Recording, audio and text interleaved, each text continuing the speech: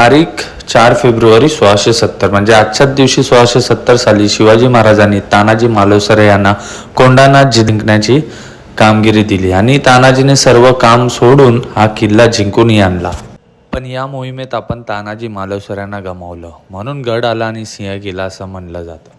तर हा इतिहास आपल्या सगळ्यांना माहितीच आहे. तर पुन्हा पुन्हा सांगावं असंच लागतं की आजच्या नवीन पिढीनं शिवाजी महाराजांचा आणि आपल्या स्वराज्याचा इतिहास माहिती नाही. तर एक पॅरेंट्स किंवा एक नवीन पिढी म्हणून आपण त्या सगळ्यांना ही माहिती दिली पाहिजे. ही माहिती दैनंदिन जीवनामध्ये पण त्यांना उपयोगी येते. आजची दुनिया ही तुम्हाला माहितीच आहे कशी चालली. तर आपली जी संस्कृती आहे ते तुम्ही आपल्या नवीन मुलांना सांगा, त्यांना शिवाजी महाराजांचा इतिहास सांगा.